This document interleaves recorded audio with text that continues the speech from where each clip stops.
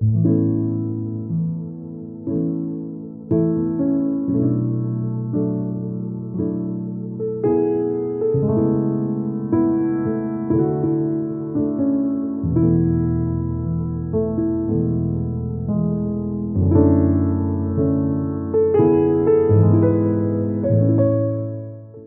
corazón está dispuesto?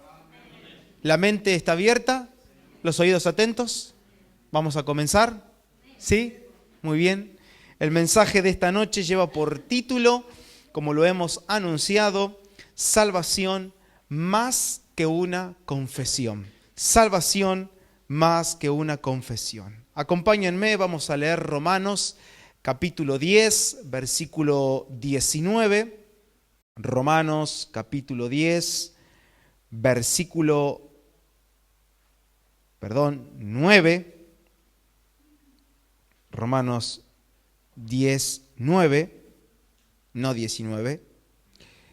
Dice que si confesares con tu boca que Jesús es el Señor y creyeres en tu corazón que Dios le levantó de los muertos, serás salvo. Lo volvemos a leer, que si confesares con tu boca que Jesús es el Señor y creyeres en tu corazón que Dios le levantó de los muertos, serás salvo. Padre, te doy gracias en esta hora, te doy gracias por regalarnos el momento, el espacio, darnos la oportunidad de estar frente a tu palabra para escuchar tu voz. Señor, nuestro corazón dispuesto, nuestra mente está abierta para recibir tu palabra, nuestros oídos están atentos para escucharte. Y rogamos a través de esta oración que alumbres los ojos de nuestro entendimiento para que podamos ver y comprender tu palabra. Señor, tu palabra es verdad, tu palabra es vida, tu palabra es lámpara para nuestros pies, pero también da luz a nuestro camino. Y rogamos que esta intervención de tu Espíritu venga a nosotros por tu palabra para conocerte mejor. En el nombre de Jesús lo pedimos. Amén. Amén. Muy bien. Hemos visto la última vez que estuve yo, por supuesto, a Jesús lo hemos observado haciendo uso de la hospitalidad invertida. ¿Se recuerdan, sí? Ese episodio de Jesús con Zaqueo, allí cuando Jesús se autoinvita a la casa de Zaqueo para ir a comer. Sabemos lo que sucedió. Zaqueo dice, mirá, yo estoy arrepentido, así que voy a devolver todo lo que robé. La mitad de mis bienes a los pobres, y si a alguno le robé, voy a devolverles el 400%. ¿Sí? Así que ahí lo vemos a Zaqueo, y mientras que Zaqueo dio y devolvió como propuso en el corazón, que fue algo que Dios nos marcó muy bien hace 2 sábados atrás, hizo más de lo que la ley le estaba marcando y enseñando, vimos la contracara. ¿A quién vimos? Al joven rico. Una persona que se acerca, que aparentemente cumplía con la ley, pero se marchó a su casa con el semblante caído porque amaba más sus riquezas. Y la diferencia siempre la está marcando la salvación en nuestras vidas y en nuestros corazones. Nuestra conducta, nuestra manera de movernos, nuestra manera de decidir qué hacer, cómo hacerlo, cuándo hacerlo, siempre lo está marcando, o esa conducta está ligada a la salvación que hoy está operando en mi interior. Podemos decir entonces que mi conducta está íntimamente ligada a cuánto de la salvación está operando en mí, cuánto Dios me está salvando. Hemos aprendido, y a modo de hacer un repaso rápido, que la salvación no es un suceso, sino un proceso.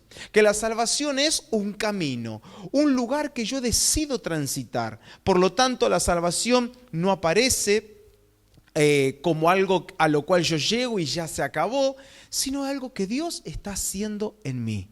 Dios nos está salvando, Dios te está salvando.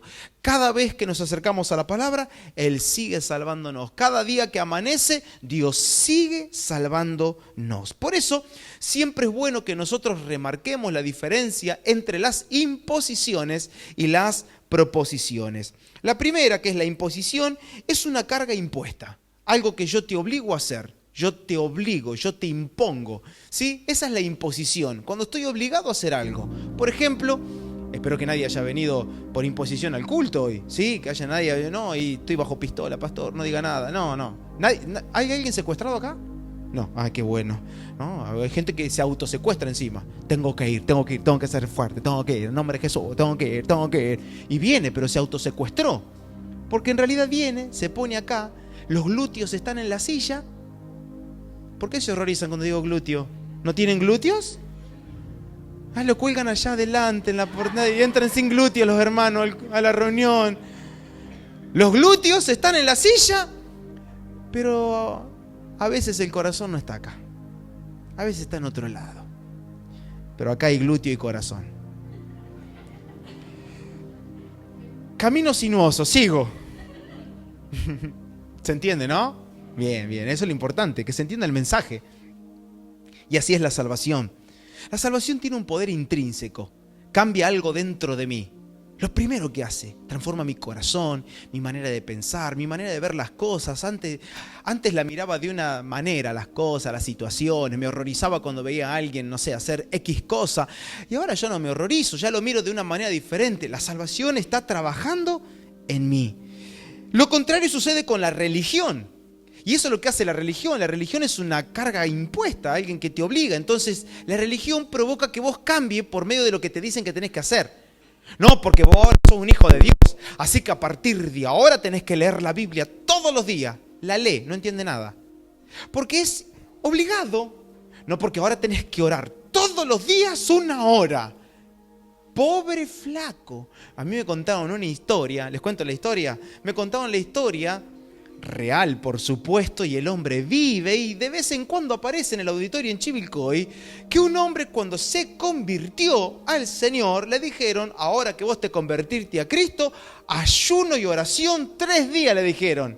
Así que lo encerraron en la piecita de atrás que tenía el antiguo auditorio, lo cerraron con llave y lo dejaron ahí.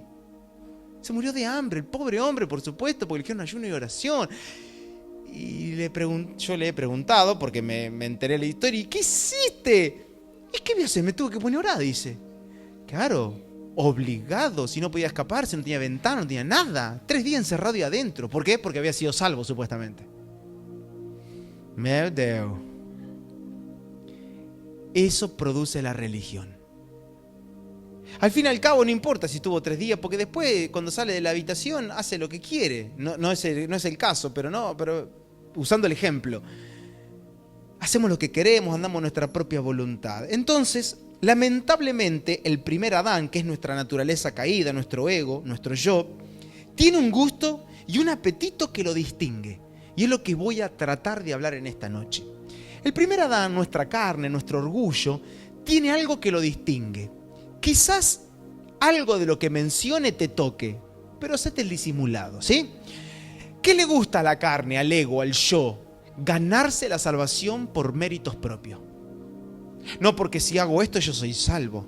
No porque yo estoy orando, por eso es que ando cada vez más derecho, porque oro.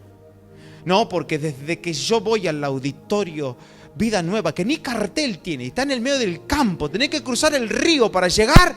Desde que voy a ese lugar, mi vida cambió para siempre. A la carne le encanta que vos digas eso. Y no es así, lo vamos a ver en las Escrituras. Pero a la carne le encanta los méritos propios. Medio parecido al joven rico cuando le dijo a Jesús: ¿qué más tengo que hacer para heredar el reino de los cielos? Como diciendo: pastor, dígame, ¿qué más tengo que hacer? ¿Qué cosa me aconsejás para yo hacer que el reino se manifieste en mi casa, en mi ciudad? Y a veces buscamos la salvación por ese lado. Entonces, como quedó ahí el mensaje la última vez, ¿sí? Y hice un resumen express, vamos a avanzar para acá para llegar al punto de esta noche. ¿Qué observamos? Observamos al joven rico que se lo presenta de muchas maneras a través de los distintos evangelios. Lo vemos a Marcos, el apóstol Marcos, el evangelio de Marcos, lo presenta como alguien que corrió y se arrodilló delante de Jesús. No dice que era joven, no dice nada. Dice que un hombre corrió, se arrodilló delante de Jesús, diciéndole: ¿qué más tengo que hacer? ¡Wow! Sí, viene un tipo, se te arrodilla. Imagínate, nos entra esta noche alguien acá, se arrodilla acá. ¿Qué más tengo que hacer para ser salvo? ¡Wow! Sí, qué tremendo. Nosotros porque tenemos el diario el lunes, ya sabemos cómo terminó la historia. Mateo es aquel que le llama que era un joven rico. Y Lucas, con firmeza y con mucha diferencia de los demás apóstoles, recuerden, Lucas un médico, así que tiene esos detalles espectaculares que te deja, dice que era un alto dignatario y gobernante. Ahí para la palabra gobernante se usa la palabra griega archón, que significa alguien de la élite de gobierno, lo que implica que esta persona tenía autoridad civil y religiosa. Así que no era cualquier persona. ¿Era joven? Sí. ¿Se arrodilló? Sí. Pero el que se arrodilló no solo que era joven, sino que era alguien de rango en la ciudad. Alguien respetado, alguien que civilmente merecía respeto y honor, y religiosamente también. Entonces llegamos a la conclusión de que este joven tenía posición social, riquezas materiales y reputación religiosa. Por eso dice que guardaba los mandamientos. Así que no era cualquier persona la que estaba llegando a Jesús. ¿Por qué hago toda esta aclaración? Para que juntos en esta noche nos demos cuenta que el problema del joven rico no era la ignorancia, no era el desconocimiento de la ley, sino que su problema era que tenía un corazón atado a las riquezas. Repito, no era un problema de desconocimiento, no era un problema que era un ignorante, no. El problema era que era un muchacho que tenía un corazón atado a las riquezas. Con esto digo que muchas veces nuestro problema no está en lo que no conocemos, porque solemos conocer varias cosas, ¿sí? A veces se nos escapa un texto bíblico, estamos en la escuela y la profesora de matemática dice: ¿entendieron? Amén, decimos, ¿o no? ¿Sí? Como que nos aflora, ¿sí? El pentecostal que llevamos adentro sale por las venas y se manifiesta en la clase de matemática, ¿o no? No hay problema, conocemos muchas cosas, conocemos textos bíblicos, conocemos qué hacer cuando entramos a un auditorio cristiano. Nuestro problema no es lo que desconocemos, sino que nuestro problema radica en aquellas cosas que no queremos soltar. Mirá al que tiene al lado y decirle: ahora sí que te empezaron a predicar a vos, decirle. Son las cosas que no queremos soltar. Subilo un poquito, por favor. Son las cosas que no queremos soltar. El problema del hombre siempre fue el corazón y aquello en lo cual el corazón termina reposando. Ese es el problema. Es el corazón. Es en donde reposa el corazón, donde lo hago descansar. Podemos recordar ahora con mucha razón las palabras de Jesús que dijo: miren, donde esté el tesoro de ustedes, allá va a estar el corazón. Así que sin duda que estas palabras se cumplían en la vida de este muchacho que tenía posición social, tenía muchas riquezas y era alguien religiosamente respetado. Mis amados hermanos, un corazón atado y postrado ante los diversos dioses que nosotros podemos tener, jamás tendrá una proposición que honre a Dios. ¿Qué significa? Que si mientras mi corazón esté postrado sobre lugares, sobre cosas, sobre asuntos que son dioses, que no es Dios, jamás va a haber una propuesta acá que agrade a Dios. Por el contrario, vamos a tener ideas raras, me voy a levantar, hoy me levanté retentado, pastor. Y sí, son unas proposiciones que de Dios no vienen. Entonces siempre estamos luchando y batallando con cosas, pero el problema no es: y porque yo oré, pastor, yo leí la Biblia, mira que la noche oré la Biblia. Es que el problema no es que si lees o no lees la Biblia, si orás o no orás, si congregás o no congregás, aunque eso es un fruto de la vida que tenés, el problema está en el corazón. Un corazón atado a diferentes pasiones. Y es ahí que brota el legalismo, brotan las imposiciones, llevando a que el hombre siempre esté buscando a alguien que le diga lo que tiene que hacer. Entonces, cuando el corazón está atado a las riquezas, como en el caso del joven rico, atado a las pasiones de la carne, un corazón atado a las pasiones o a las vanidades o a los deseos de la carne o a los deseos de los ojos, ¿cuál va a ser el fruto de un corazón que está postrado ante los dioses de este siglo? Un corazón que tarde o temprano va a venir y va a decir: díganme lo que tengo que hacer. Igualito al joven rico, buscando alguien que le diga, alguien que le imponga una demanda. Pero ojo, que esa demanda que le vas a dar, que ese mandamiento nuevo que le vas a dar, no sea mayor que el Dios que tiene acá en el corazón. Porque Él fue Jesús. Dijo: ¿qué más tengo que hacer? Cuando se le dijo lo que tenía que hacer, se fue. ¿Y en qué quedamos? ¿Te digo o no te digo? Sí, decime, pero decime algo que a mí me guste. No, que a mí me encantan las riquezas. Dice que se fue con el semblante caído. Triste, volvió a su casa. ¿Cuál es el problema de la religión que habita en el corazón del hombre? Es que la religión te permite seguir con tu Dios. Te permite seguir con tus pasiones. Total, el día que se te dice lo que tenés que hacer y no te gusta, te vas. Y listo, como este muchacho que se fue triste. ¿Qué busca el religioso? ¿Qué busca un corazón idólatra? Está buscando que se le dé una demanda que acaricie su ego y que adormezca la conciencia. Ay, que me haga sentir importante lo que tengo que hacer.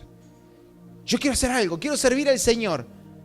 Lo mandaste a hacer tal cosa. Ay, pero yo no quería eso. Pero ¿en qué quedamos? ¿O no? Entonces te das cuenta que el corazón no busca el servicio, está buscando la exposición, está buscando el ego, no sé, sentirse útil en lo que él cree o ella cree que tiene que sentirse útil, porque ese es el ego. Está perdido el corazón. Necesita imposiciones, pero no cualquiera. Pero no vamos a salir de este barro, vamos a ver las proposiciones del Espíritu, que son maravillosas. Dice que en vos y en mí la salvación está creciendo como la luz de la aurora. Algo hermoso está pasando en nuestros corazones. Dios nos ha alumbrado, la salvación ha llegado a nuestras vidas, la salvación ha llegado a nuestra casa. ¿Y qué experimentamos? No experimentamos imposiciones que exaltan nuestro ego. Estamos experimentando las propuestas del Espíritu que nacen en un corazón que está quebrantado. Yo traje acá algunos repasos, porque vieron que el último sábado que estuve no nos alcanzó el tiempo para tanto, pero traje acá algunos ejemplos de las propuestas de corazones que estaban experimentando la salvación. Bueno, el primero ya lo vimos, Zaqueo, ¿sí? Ya hemos aprendido, propone dar la mitad de sus bienes, más el 400% de lo que robó. Segundo ejemplo, me encuentro en la Biblia con la ofrenda de María con su perfume. La pregunta que yo te hago es, ¿qué ley le estaba diciendo a esta mujer que tenía que ir a buscar el frasco más caro del perfume de nardo puro? Nadie, no había ninguna ley. Eso es lo que propuso ella en el corazón. Fue y agarró. Por eso que las propuestas molestan al religioso, porque el religioso cuando vio que fue a agarrar el frasco más caro dijo, pero con esto se le puede comer a los pobres, porque las propuestas del Espíritu molestan a la religión. Incomodan al hombre religioso. Tercer ejemplo, la viuda pobre y sus dos blancas. La ley no exigía que la viuda tenía que darle toda la ofrenda tenía que ponerla ahí. No, la ley no se lo decía, sino que ella propuso dar todo lo que tenía. Por eso la ofrenda fue destacada. ¿Por qué? Porque ella dio todo lo que tenía. No había ninguna ley que decía que las viudas tenían que dar X cantidad de dinero. Lo propuso. Diga conmigo, una propuesta. El cuarto ejemplo, vemos a Bernabé vendiendo su heredad. Eso está en Hechos capítulo 4, cuando dice que vendían los terrenos, vendían las heredades y la traían a los pies de los apóstoles. Y uno de los primeros en hacer eso fue Bernabé, que era llamado José en realidad. Pero los discípulos le cambiaron el nombre, le empezaron a llamar Bernabé. Dice la Biblia que él trajo el precio de lo que vendió de la heredad, lo dejó a los pies de los apóstoles, y es ahí donde dice la palabra que comenzó a ocurrir algo tan poderoso. Y recordarán la historia de Ananías y Zafira, que dijeron, vamos a hacer que todo sea parecido a lo de Bernabé. Y fueron, mintieron al Espíritu Santo, le mintieron a los apóstoles, le mintieron a la iglesia y murieron. ¿Se da cuenta cuando la proposición viene del Espíritu y cuando alguien quiere imitar la proposición de otro corazón, cómo se termina? Es tremendo. Y conocemos la vida de Bernabé, porque este fue el Bernabé que termina acompañando a Saulo, a Pablo en ese caso, en los viajes. Más tarde se separan por cuestiones de algunas diferencias, pero ahí lo vemos, sirviendo a Dios. Era un corazón genuino. Quinto ejemplo, lo tenemos al buen samaritano. Miren ustedes, la ley judía no le obligaba a ayudar a un herido, y menos siendo un samaritano, sino que la proposición sale de su corazón, el poder ayudar a un herido, aunque sea él samaritano y la persona que esté ahí delante de él no sea la que más le agradaba, pero ahí estaba, haciendo algo que nadie nunca se lo pidió. Fue una propuesta, se hizo cargo, vendó las heridas, lo sube a la cabalgadura, paga la posada y dice: cuando venga, si hay algún gasto de más, yo te lo pago. ¿Qué ley decía que el samaritano tenía que hacer eso con un judío? Propuestas. Y yo quiero decirte que las propuestas siempre nacen en corazones que están experimentando la salvación. Último ejemplo. La iglesia de Macedonia, en 2 Corintios 8, dando más allá de sus fuerzas. Pablo dice que nadie los obligó, al contrario, la Escritura dice, Pablo lo dice, pidiéndonos con muchos ruegos que les concediésemos el privilegio de participar en este servicio para los santos. ¡Wow! ¿Escucharon? Dice que esta gente, que eran pobres, pero dice la Biblia que de su pobreza fueron generosos para ayudar a los hermanos que estaban necesitados. ¿Quién les dijo? ¿Quién les comentó? No, dice que ellos, que estaban en pobreza, llegaron a Pablo y le dijeron: Pablo, por favor, esto dice la Biblia, con muchos ruegos. O sea, no fue una sola vez. Con muchos ruegos: Pablo, por favor, no nos dejes afuera. No me hagas que me pierda la oportunidad de ofrendar para los hermanos que necesitan. Ellos también necesitaban. Ellos tenían un montón de necesidades, pero dice que sacaron de la pobreza que tenían algo para brindarle a los hermanos de Macedonia. ¡Wow! Propuestas. Entonces, cada vez que tocamos estos asuntos nos damos cuenta que la salvación sí es una persona. Y que es una persona que está creciendo en nosotros. Esta persona es la que carga en nosotros las intenciones, el deseo, la voluntad, el querer, el hacer.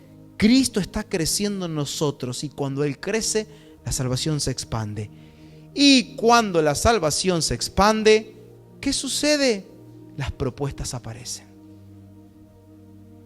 La salvación, como aprendimos estos días, es un camino, es la verdad y la vida. Un camino porque es algo que caminamos, que nos conducimos, es un andar.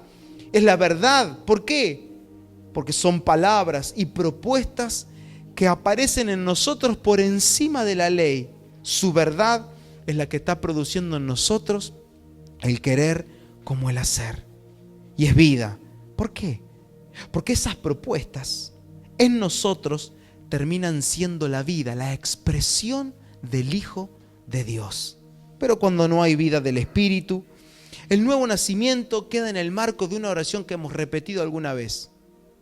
Y como lo charlamos hace 2 sábados atrás, no existe tal cosa como decimos: vamos a repetir esta oración para ver si yo soy salvo. No, porque repitió la oración, pastor. Y nosotros creemos que alguien, porque repite la oración, alcanza salvación.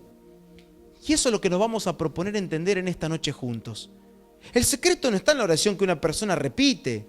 El secreto no está si le vemos dentro de un auditorio. El secreto no está en cosas que nosotros vemos, que tocamos, sino en el fruto que esa vida da en el tiempo. Si están anotando, me gustaría que tomen esta frase y que la registren ahí en sus apuntes.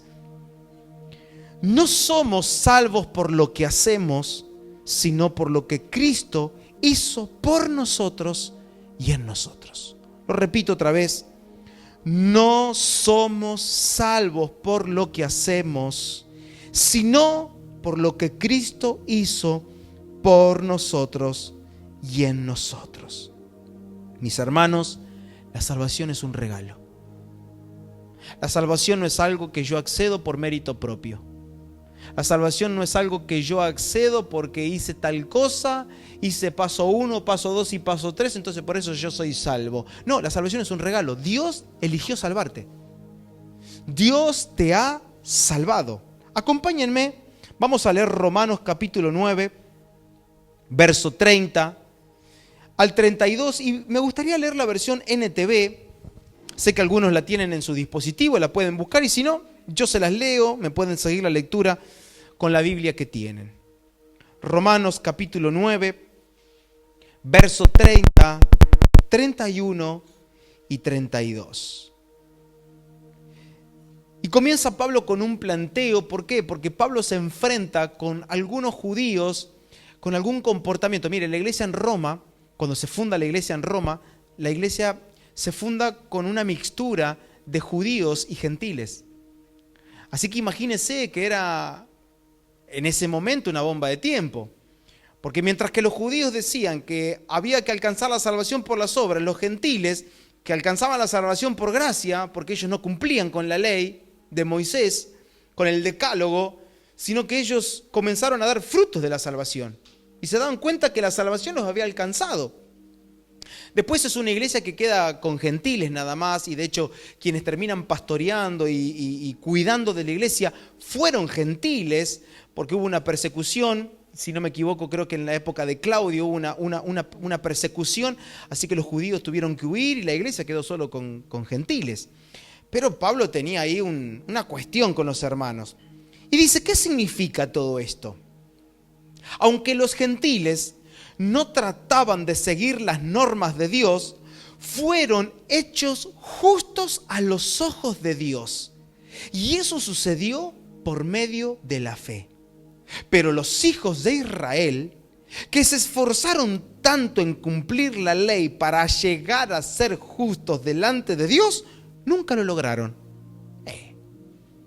Tanto se esforzaron, no lo alcanzaron. Los otros no cumplieron nada y alcanzaron salvación. Verso 32. ¿Por qué no? Dice Pablo. Porque trataban, y acá está el punto. Yo quiero, si usted retiene esto, vamos a aprender algo valioso en esta noche. Porque trataban de hacerse justos ante Dios por cumplir la ley en lugar de confiar en Él. Tropezaron con la gran piedra en su camino. Toma mate. ¿Cuál fue el problema de los judíos? ¿Cuál es el problema de esta generación? Es que ellos querían hacerse justo a través de las obras. Ellos estaban pensando, si hago paso 1, 2, 3, 4, ay, yo soy justo. Parecido al joven rico. Si sigo esta norma de vida, entonces yo soy justo. Y Pablo dice, ¿cómo que van a ser justos si esta justicia ustedes no la van a alcanzar por sus propios méritos? Ustedes alcanzan justicia por la gracia. El pueblo judío buscaba por medio de sus fuerzas cumplir con toda la ley. ¿Y saben qué? Se encontraron que tropezaron. ¿Por qué? Porque Dios había hecho la ley para que el hombre se dé cuenta que por sus propios méritos jamás iban a poder cumplirla. Porque si yo puedo cumplir la ley por mis propias fuerzas, la pregunta que me tendría que hacer es, ¿para qué vino Jesús y murió? Porque si yo puedo, ¿para qué necesito un Salvador? Si yo puedo vencer el pecado, ¿para qué necesito que Jesús venga a morir por mí? Jesús viene porque el hombre no podía dar a la medida. El hombre no podía agradar a Dios por completo. Entonces ahí, en ese punto, que viene Jesús y vino a darnos la vida. Y ese es el conflicto que Pablo tenía. Pablo llegó a plantearse y a decirse, miren, lo que yo estoy intentando hacer es la ley que tengo en mi mente. Y en mi mente a mí me aparece una ley que me dice: Pablo, no hagas esto porque esto está mal. Y Pablo en su cabecita, ¿qué decía? Sí, es verdad, está mal, no lo voy a hacer. Pero, dice Pablo, la ley que está en mi carne me obliga a hacerlo. Así que, mientras que la ley de mi mente me dice no lo haga, mis miembros me llevan a pecar. Y es ahí donde aparece esa expresión que dice: miserable de mí, ¿quién me librará de este cuerpo de muerte? Porque cuando quiero hacer lo bueno, no lo hago. Y me doy cuenta que estoy enfrascado dentro de esta carne que me lleva a pecar, que me lleva a hacer lo que yo quiero. Y no puedo agradar a Dios. Yo conozco la ley, yo sé todo lo que Dios me pide, pero no puedo en la carne, no me sale. Y es ahí donde Pablo llega a la reflexión en Romanos capítulo 8 diciendo: mas el Espíritu de vida en Cristo me ha librado del poder del pecado y de la muerte. ¿Qué es lo que nos salva? Cristo. Si Él es recibido por la fe y la palabra crece en mí, me voy a dar cuenta en el tiempo que las cosas que antes practicaba ya no las practico, ya están lejos. Es más, me doy cuenta que ahora aborrezco lo que Dios aborrece. Ahora me deleito en lo que Dios se deleita. Lloro con lo que Dios llora. Me río con lo que Dios se ríe y me entristece lo que a Dios le entristece. Eso es salvación. Es algo que Él produce en mí por la obra del Espíritu. Y Pablo llegó a decirse a los Gálatas esto. Pablo dice: yo estoy crucificado con Cristo y ya no vivo yo, sino que lo que ahora yo vivo en la carne, lo vivo en la fe del Hijo de Dios, quien me amó y dio su vida por mí. ¡Wow! Pablo dice: yo sigo viviendo en la carne, pero no vivo para satisfacer las obras de la carne. Yo vivo en la carne, pero lo que vivo en la carne, lo vivo en la fe del Hijo de Dios. En la fe del Hijo de Dios. La fe es Él creciendo en nosotros, produciendo la vida de Dios, haciendo que el querer, que el hacer, se desarrollen en nosotros para hacer la voluntad de Dios. Pero nos encontramos con algo. Nos encontramos con un problema y es una fe que no crece. Una fe que queda allí, quedó en un versículo bíblico acá, algo dando vuelta, bueno, yo voy porque la palabra me hace bien. Claro, le hace bien, pero nunca lo transforma, porque queda acá, le calma la conciencia, le tranquiliza un poco las pasiones que tiene, lo tiene ahí, pero el corazón siempre anda por cualquier lugar. Y como dijo Isaías, y Jesús lo repitió diciendo: miren, este pueblo de labios me honra, pero el corazón está lejos. Tienen todo, dicen los textos, están en las reuniones, pero el corazón está lejos, no los tengo conmigo. ¿Y qué sucede? ¿Qué significa tener un corazón lejos de Dios? Es un corazón que se llena con la voluntad del hombre y no con la voluntad de Dios. Eso es tener un corazón lejos.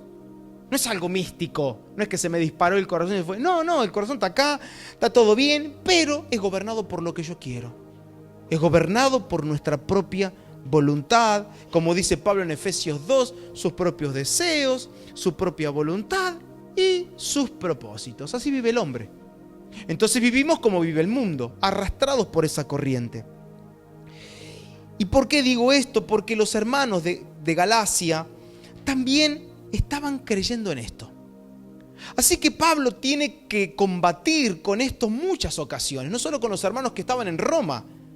Los hermanos que vivían en Galacia, conocidos como los Gálatas, ellos también estaban comenzando a experimentar algo similar. Que querían ser salvos a través de cosas que ellos hacían. Salvos por las acciones que tenían. Y miren, Gálatas capítulo 1, versículo 6 al versículo 7. Y esta carta yo le animo a que la puedan leer porque Pablo llega a un punto que le dice: ¿qué les pasa a ustedes? O sea que para que Pablo llega a confrontarlo. Y miren que Pablo es muy, muy hostil en un momento. Pablo llega a decirle, pero ¿qué les está pasando? ¿Cuál es el problema de ustedes? Ustedes tienen un evangelio diferente, no es el evangelio que yo les prediqué. No es el evangelio que yo les anuncié. Ustedes tienen otro evangelio.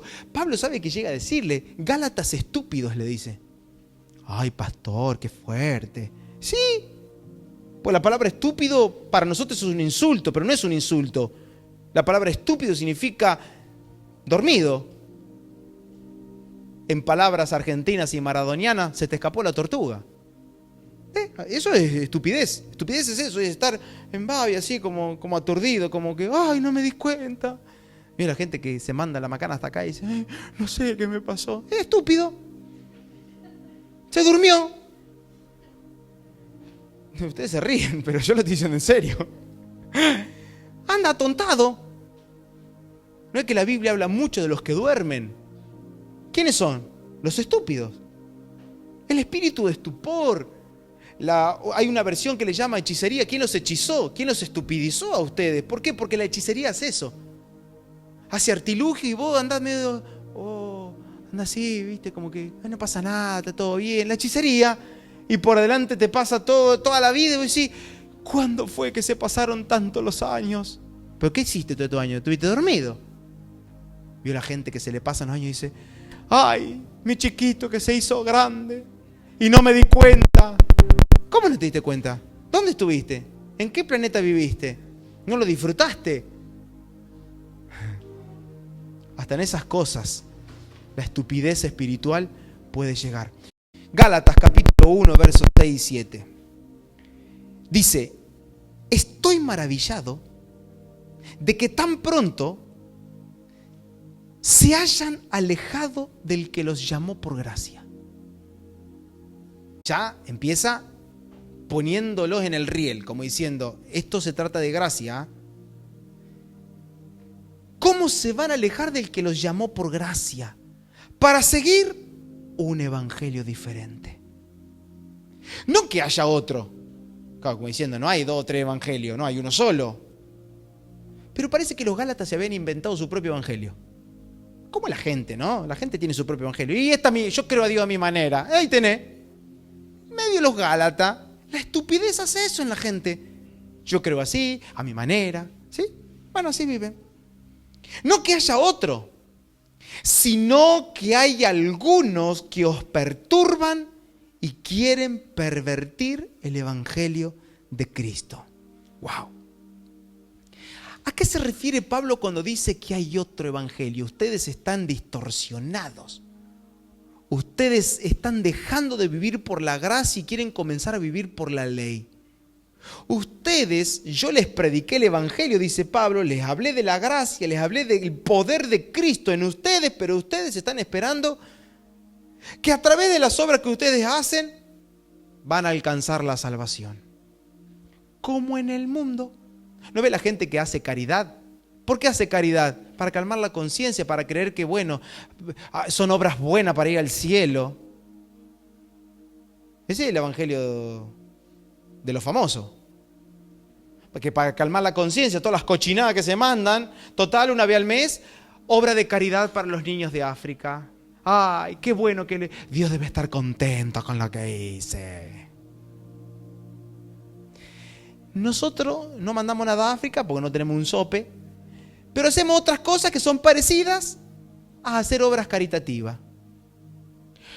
Creer que venir acá, ayudar, servir. Ay, bueno, porque conozco a las hermanas que vienen a limpiar, sí, así que tengo confianza. Como si creemos que por venir a limpiar acá, ay, me gané el cielo. Ah, no era así, dicen. ¿Te imaginás? Estaban todos re perdidos. Teníamos la iglesia de Galacia en Bragado. ¿Qué nos está pasando? No. Ay, porque yo creí que si hacía esto, a Dios le iba a agradar. A Dios le agrada que vos, cada paso que vivas, cada aliento que respires, seas Cristo. Que no es solo tu acción. ¿Qué? Entonces no significa nada. No, sí, significa mucho.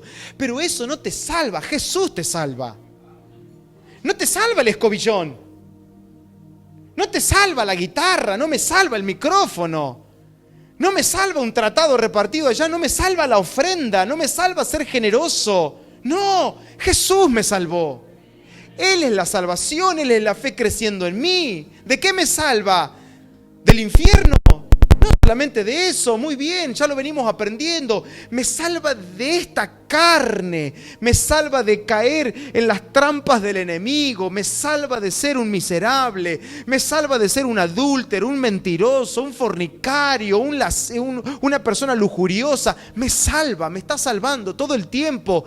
Y a través de mí está salvando mi casa, mi familia, está salvando a mis hijos, mis nietos, los míos que todavía no los tengo, pero ya van a venir. Salva a mis bisnietos, salva a toda una generación. ¿Y cómo no va a escribir la carta Pablo? ¿Cómo no va a sentarse a escribir y a decirle, a ver, por favor, ¿quién los estupidizó? ¿Quién los adormeció a ustedes? ¿Con qué los drogaron? Versión Julián, ¿qué se fumaron? Porque en el capítulo 3 llega a decir, ¿cómo puede ser que habiendo empezado por el Espíritu, terminen en la carne?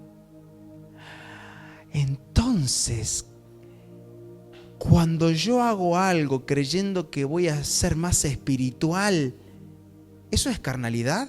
Sí, Señor. Así es, señora. Damas y caballeros, cada vez que hago algo creyendo que yo voy a ser más espiritual por lo que hice, eso se llama carnalidad. Mira el que tiene al lado, decirle, eso me lo dijeron a mí. Ahora, yo me hice una pregunta. ¿Por qué la gente prefiere la salvación por obras? Porque tiene que haber algo ahí, un gustito, un sabor ahí. ¿Por qué en todo el mundo la gente ama la religión?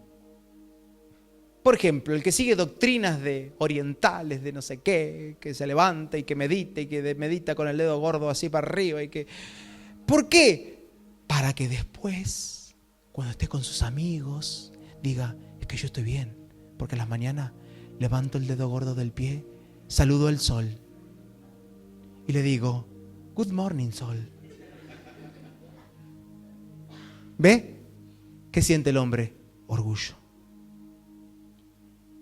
Por lo que hice, yo estoy así. Esa es la religión. Entonces yo me pregunto, ¿por qué les gusta esto? Bueno, la primera respuesta la hemos respondido en todos estos sábados anteriores, pero la vamos a nombrar. Porque la fe del Hijo de Dios produce arrepentimiento, pero las obras que yo hago no me llevan a arrepentirme. Así que la gente quiere ser salva por las obras porque no quieren arrepentirse. La fe siempre nos conduce al arrepentimiento y no a tener un Dios indulgente. La gente quiere un Dios indultor nada más. Ay, sí, que Dios me perdone y ya está, pero después hago lo que yo quiero. Entonces ese es el primer problema. La fe siempre nos conduce a un cambio de posición, de función. No solo que me traslada de tinieblas a luz, sino que ahora mi vida, por haber sido trasladada como aprendimos, mi vida se vuelve funcional a Dios y a su propósito, no a mis propósitos. Segundo, ¿por qué la gente prefiere la salvación por obras? Se prefieren las obras porque el hombre siempre desea tener el control de su vida y de su propio destino. Yo quiero tener todo bajo control. ¿Conocen a esa persona? ¿Qué le pasa a la persona que quiere tener todo bajo control? ¿Qué aparece? Algo que es muy famoso en este siglo, en estos últimos, te diría, 10 años, en esta última década, apareció como un auge. Ataques de pánico, estrés, ansiedad. ¿Por qué? Porque cuando no pueden controlar las cosas del hoy y del mañana, no duerme, que el insomnio, que no sé qué, aparecen todos los males. Y a Dios le encanta que el hombre se encuentre en esa situación. ¿Cuánta gente conoces y quizás estás pasando por algo así? sentir que perdés el control. ¿Y saben qué? Perder el control de ciertas cosas en nuestra vida es lo más maravilloso que nos puede pasar. ¿Por qué? Porque si perdemos el control es porque antes teníamos el control. ¡Wow! ¡Qué revelación!, ¿no? Pero si yo controlo las cosas, ¿quién no las controla? Dios. Entonces al hombre le encanta. Entonces, ¿por qué prefiere hacer obrar? Porque yo hago esto y con esto yo agrado a Dios y a mí me encanta hacer esto. Quiere tener el control. Quiere controlar el servicio, quiere controlar su generosidad, quiere controlar de todo bajo todo ahí, a su órbita, que esté todo al alcance. Ahí, la mesa de control tiene. Todo regulado por él. ¿Voy o no voy al culto? Sí, voy. Subimos la perillita. ¿A horario o más tarde? Un poquito más tarde porque hoy juega River. ¿El jueves? No, hay Copa Libertadores. No, el jueves no.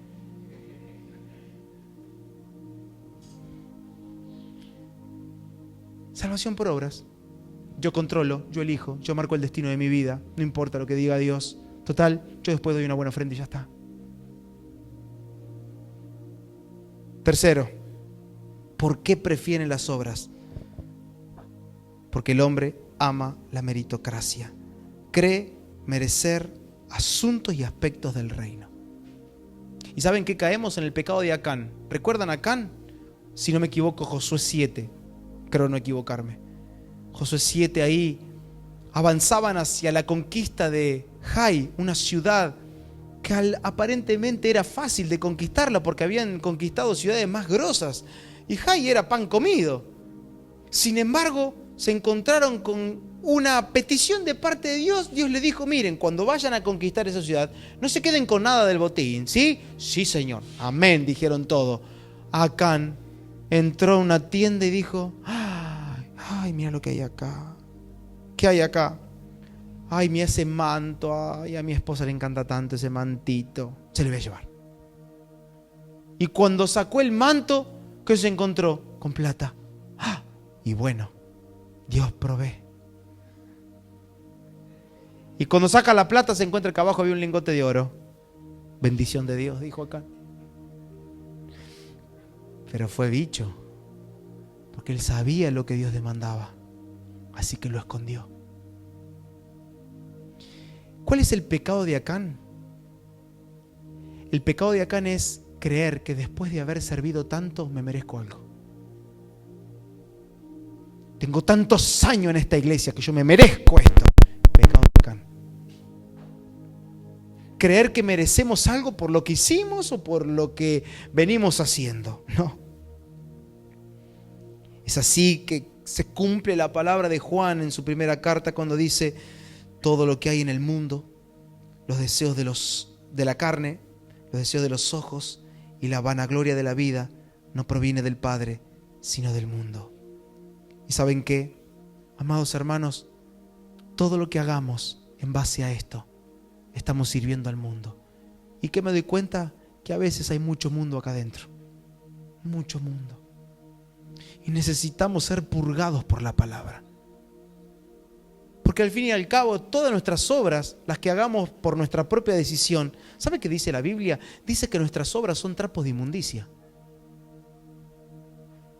Trapos de inmundicia, eso está en Isaías 64. Son trapos de inmundicia nuestras obras. Todo lo que nosotros podamos hacer a espalda de la voz de Dios es abominación. Entonces, la salvación, ¿dónde comienza? Acá, en lo íntimo. La salvación comienza en lo privado. Y cuando la vida pública no corresponde con la vida privada, es una señal de que estamos descuidando la salvación, de que en algo no estamos deslizando. Algo no está bien. Y es algo de lo que vamos a ver el próximo sábado. Cuando una generación comienza a deslizarse, ¿qué es el desliz? Algo de lo que no percibo hoy. Porque yo me siento que estoy haciendo las cosas bien. Yo dentro de todo estoy bien. Pero hay pequeñas inclinaciones en el corazón que en el trazo de los años, ¿sabes a dónde vas a parar? Se abre una diagonal. Eso es un desliz. Me corrí de ruta, pero que en el presente no se nota. ¿Vieron? Es como marcar un vector. Bueno, cuando pusimos esto, ¿se acuerdan? Cuando estábamos trabajando acá, bueno, en la construcción debe pasar muchísimo. Cuando tenés que trazar una línea de, no sé, cuando haces los cimientos de una casa, un tapial largo, y marcá bien, porque un pequeño desliz termina en la casa del vecino el tapial. Y después vienen los problemas. Che, vos terminaste de edificar el tapial, pero este es parte de mi terreno. ¿Qué pasó acá? Me deslicé. Vamos a leer el texto y quiero ir terminando. Romanos 10, 9. Que si confesares con tu boca que Jesús es el Señor y creyeres en tu corazón que Dios le levantó de los muertos, serás salvo. Hermanos, la salvación es más que una confesión. Es creer. Es creer. Es poner toda mi esperanza y mi confianza en Él. Ignacio, que fue discípulo de Juan, del apóstol Juan, fue un discípulo de él. Quiero leérselo y pongan atención porque me llamó mucho la atención. Dijo, el árbol se manifiesta por sus frutos. Igualmente los que profesan ser cristianos serán reconocidos por su conducta. Es mejor que el hombre guarde silencio y sea un verdadero cristiano, y no que hable y no lo sea. Nuestra recompensa, si lo confesamos, es la salvación. Pero se hace una pregunta, Ignacio. ¿Cómo lo confesaremos? Lo confesamos al hacer lo que Él manda, al no violar sus mandamientos y al honrarlo, no solo con nuestros labios, sino con todo nuestro corazón y toda nuestra mente. ¡Wow! Estos escritos son sumamente confiables, son registros históricos que hay de lo que escribieron. Y cuando cotejamos los escritos de estos discípulos, de los discípulos de Jesús, nos damos cuenta que tenían raíz y sustento en las Escrituras. De hecho, su frase comienza con una frase de Jesús, que dice que el árbol se manifiesta por sus frutos. Pero me gusta, y es la pregunta que Ignacio llega a hacerse es, ¿qué es confesarlo a Él como mi Señor y Salvador? Y Él dice, lo confesamos cuando hacemos lo que Él manda. Así de fácil. ¿Cómo es confesar a Jesús como Salvador? Lo confieso haciendo lo que Él manda. Lo confieso cuando decido no violar sus mandamientos. Cuando decido no darle la espalda a la voz de Dios. Lo secreto, o el secreto mejor dicho, no está en repetir la oración y decir, ahora Jesús es mi Señor, te entrego mis pecados, te entrego mi vida, me arrepiento de todo lo que hice. Es buena la oración, porque no tiene un peso sustancial. Si la persona ora y lo hace con todo su corazón y que después de esa oración realmente él viva para vivir la voluntad de Dios. Yo he conocido gente que nunca repitió una oración y vive para hacer la voluntad de Dios.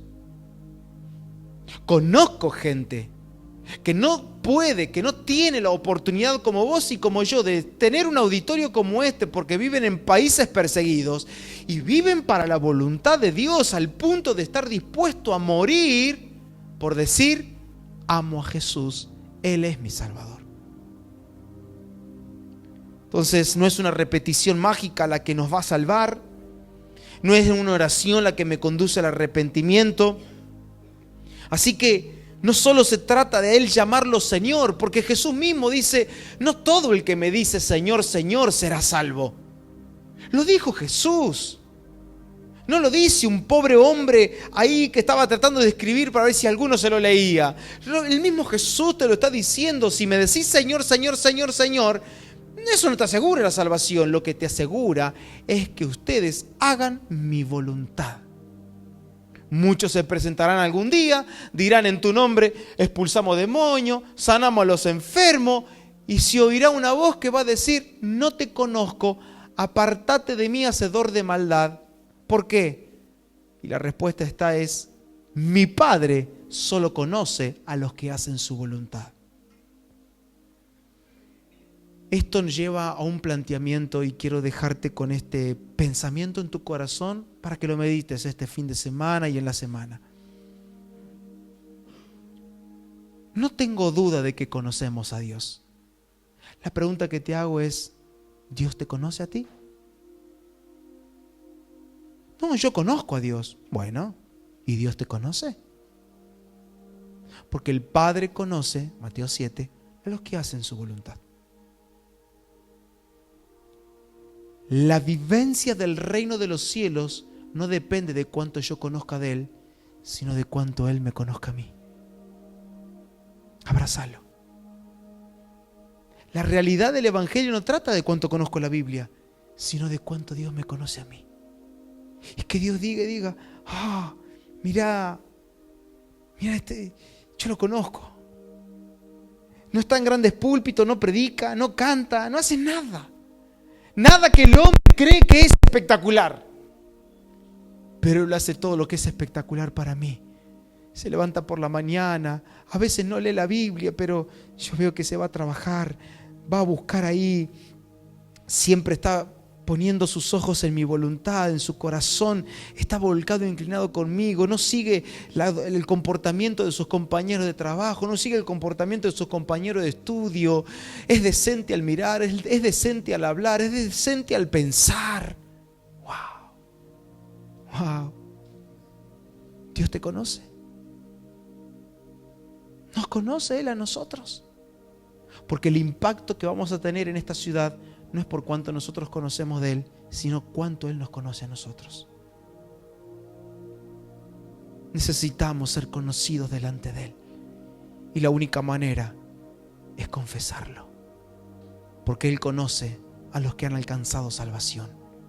Él conoce a los que lo confiesan, no solo de labios, sino que lo confiesan con su manera de vivir. Cada vez que salen a la calle, el cuerpo de ellos, los ojos de ellos están gritando: Padre, tú me conoces. Tú me conoces. Tú me conoces. Cuando agarran un libro para estudiar, el Padre los conoce. Cuando van al trabajo, el Padre los conoce. Cuando van a tomar un café, el Padre los conoce. Y esta ciudad es impactada por aquellos que el Padre conoce. Irineo, otro discípulo de un discípulo de Juan. Fíjense, le mostré la tercera línea, ¿sí? Porque estaba la segunda línea, mejor dicho, Ignacio. Ignacio era discípulo de Juan, así que un discípulo muy cercano. Pero Juan tuvo como discípulo a Ignacio, pero también tuvo otro discípulo llamado Policarpo. Y Policarpo tuvo un discípulo llamado Irineo, que es muy conocido. Y él dijo: creer en Jesús es hacer su voluntad. Cortito y al pie. Entonces, si confieso con mi boca que Jesús es el Señor y creo con mi corazón que Dios le levantó de los muertos, seremos salvos. Mientras que Ignacio te está diciendo que la confesión tiene que ver con lo que haces. Aquí Irineo, tan acertado otra vez, nos está diciendo: el creer también tiene que ver con lo que haces. Por tanto, tu confesión, mi confesión, nuestra confesión y nuestro creer no es algo que decimos, no es algo que solo pensamos y que solo decimos, es algo que hacemos, es algo que manifestamos. ¿Y qué manifiesto? Lo que Dios quiere. Amando. ¿A quién? A todos. A tu prójimo como a vos mismo. Pero que no me sale de amar. Y tenés que amar igual. Pero que yo no siento de amarlo, porque la verdad que este tipo es repudiable en todos sus aspectos. Ama a tus enemigos. Porque amar tiene que ser una decisión de obediencia al Señor y no un sentimiento. Yo nunca dijo: si sentís de amar, y bueno, amá. Y si no, y bueno, ya voy a crecer dentro tuyo. No. Ama. Creer es un hacer y no un ejercicio mental. Creer es un hacer y un vivir. Vivir bajo el peso del deseo de Dios. Que me pese la voluntad de Dios en los hombros todo el tiempo. Y que cada vez que yo quiera hacer algo propio, mío, personal, siendo arrastrado, invitado por los deseos de la carne, invitado por los deseos de los ojos, tenga el peso acá arriba de algo que me diga, no, no es por ahí. Eso es creer en Jesús. Sentir el peso de la voluntad de Dios sobre nuestros hombros. Cierra tus ojos ahí donde estás. Dale gracias al Señor. Dale gracias al Señor. Alguien que pueda glorificar a Dios en esta hora. Alguien que pueda exaltar al Señor. Levantar sus manos al cielo y decirle, gracias por salvarme. Gracias por rescatarme. No merecía esta salvación. Perdidos en el pecado, perdidos en el mundo. Tú me rescataste, Señor, me rescataste, me sanaste, me salvaste, me perdonaste, me justificaste, rompiste el acta que era contraria. Señor, tú me hiciste nuevo en la mente, nuevo en el corazón. Somos nuevos por causa de creer en ti. Y en la medida que hacemos tu voluntad, tu vida crece, tu vida se expande. Tú nos das gracia suficiente para hacer aquello que en nuestra carne no podemos hacer. Gracia abundante. Lo creemos de esta manera. En el nombre de Jesús. Amén. Amén.